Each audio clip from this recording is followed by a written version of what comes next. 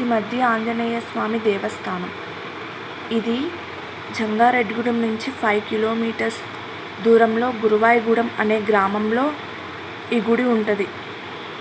ఇది పచ్చని పొలాల మధ్యలో ఎంతో అద్భుతమైన వాతావరణంలో ఈ గుడి నిర్మించబడినది. అసలు మధ్య ఆంజనేయ స్వామి అనే నేమ్ ఎలా వచ్చిందంటే, ఆంజనేయ స్వామి మధ్య చెట్టు త్వరలో వెలిశారు.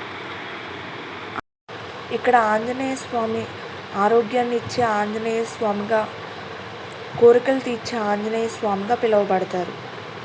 ఈ వీడియో మొత్తం చూసే ముందు జై శ్రీరామ్ అని ఒక కామెంట్. ఈ టెంపుల్కి శిఖరం అనేది ఉండదన్నమాట. ప్రతి టెంపుల్స్కి శిఖరం ఉండిద్ది, బట్ ఈ టెంపుల్కి అనేది శిఖరం అనేది ఉండదు. ఇక్కడ 108 ప్రదక్షిణాలు చేస్తే మన కోరిక అనేది తప్పకుండా నెరవేరిద్ది అనేది ఇక్కడ వారి నమ్మకం.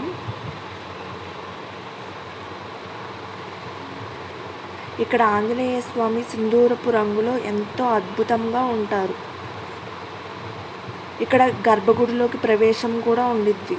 ఇక్కడి నుంచి పక్కకు చూడగానే వెంకటేశ్వర స్వామి టెంపుల్ అనేది కనపడిద్ది. ఈ టెంపుల్లో మెయిన్ అట్రాక్షన్ ఏమిటంటే అద్దాల మండపం. అది చాలా బాగుండిద్ది. ఈ టెంపుల్లో ప్రతిరోజు అన్నదానం అనేది జరుగుతూనే ఉండిద్ది.